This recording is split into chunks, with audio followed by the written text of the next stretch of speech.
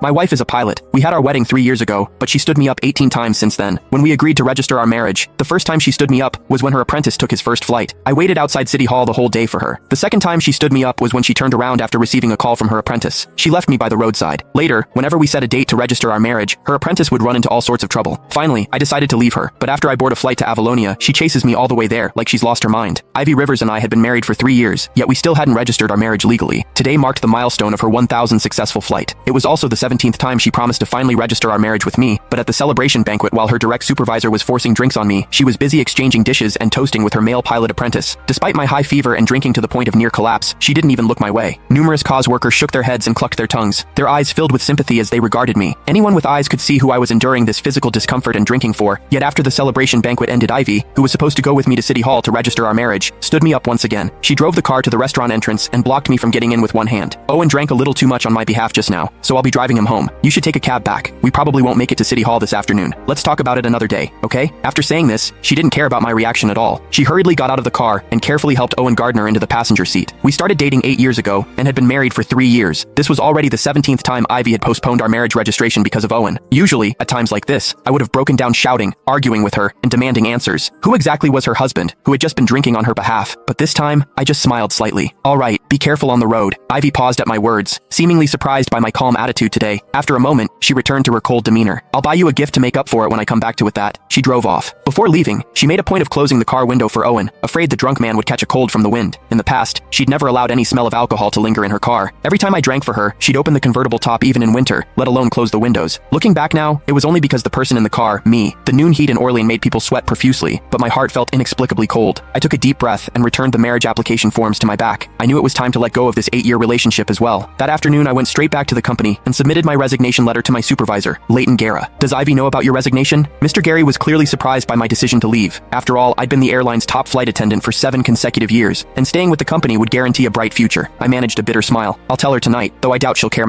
These past few years you two flew new routes to get together, and won company awards together. The CEO even attended your wedding personally 3 years ago. Everyone was so envious, but I suppose Mr. Guerra trailed off with a long sigh, his voice full of regret. Yes, those were indeed beautiful memories, but memories were just memories. We could never go back. After submitting my resignation, I returned home around 10 p.m. The house was eerily quiet and empty. On my phone, a social media post from Owen popped up because he'd specifically tagged me. The caption read, "Special, thanks to my beautiful mentor for staying by my side all afternoon as a thank you. I'm taking her to Marcus Vay's concert tomorrow. Looking forward to it." I knew then that Ivy, who'd said she'd come home at noon, wouldn't be returning. This had happened too many times in our 3 years of marriage. After making myself a simple bowl of instant noodles, I opened my email looking at the job offers from over 10 airlines across different countries. My cursor landed on the one from Meridian Airways in